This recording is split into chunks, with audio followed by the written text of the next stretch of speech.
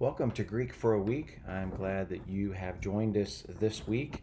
I begin a new section in the book of Philippians, chapter 1, verses 12 through 26, that I have labeled here Paul's circumstances in the gospel.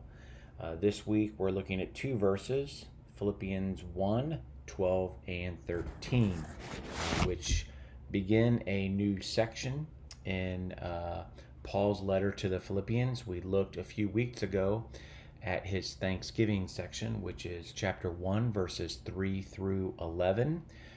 This particular verse 12, begins what I would contend is the body of the letter, which is quite lengthy.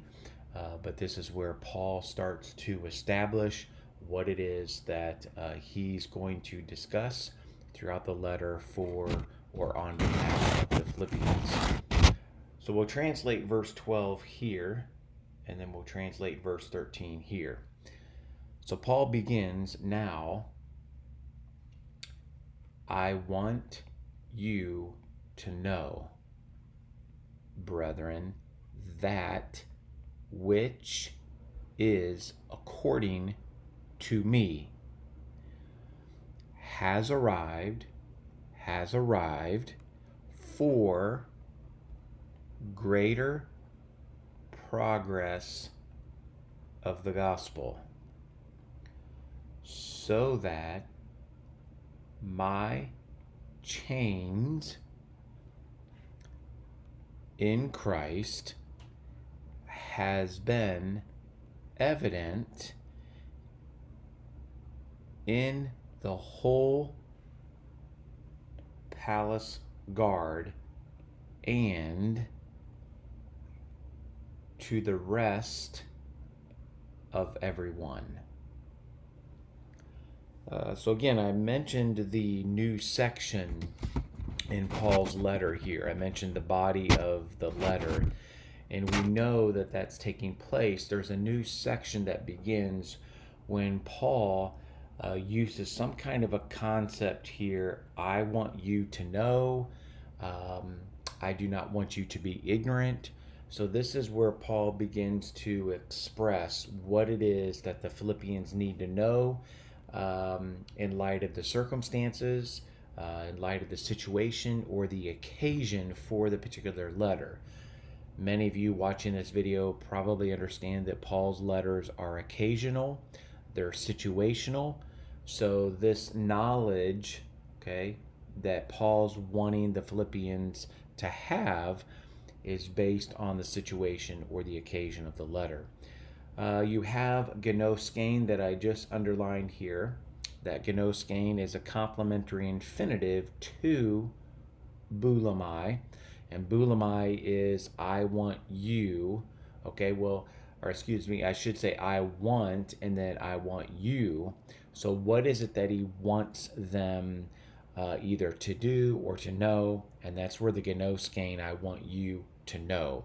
Complementary infinitives typically complete the thought of the main verb. The hati here is a hati of content. What is it that I want you to know?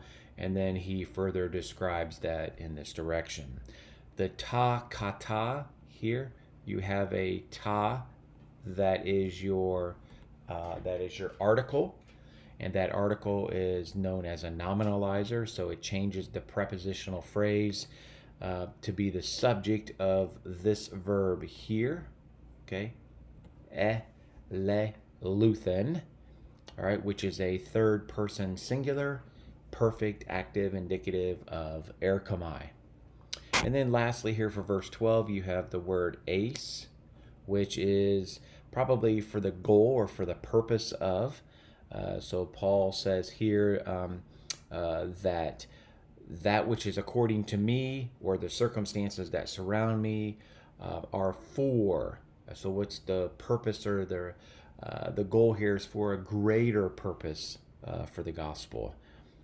And then verse 13, you have a hoste here, which is a result clause. It's the result of the verb here. So the fact that his circumstances that have arrived, what's the result of them? In other words, his imprisonment, It's his imprisonment here has impacted the progress of the gospel. So you have then genestai, which is an aorist middle infinitive, okay, of genomai. So I'll go ahead and write that one in there, genomai. And that would be probably an infinitive of result because of the host day here. Then you have a couple more things here. En Christo, which is a prepositional phrase here in the dative case. I'm going to say here it's probably cause. That is Paul's imprisonment, which is right here. Paul's imprisonment is probably due to his relationship with Christ. So Christ, if you will, is the cause. Having that relationship with Christ is the cause for his imprisonment. So trust that has been helpful. That's the first couple of verses of this new section. We'll continue moving forward throughout the next couple of weeks, and then eventually we will diagram verses 12 through 26. Have a great week.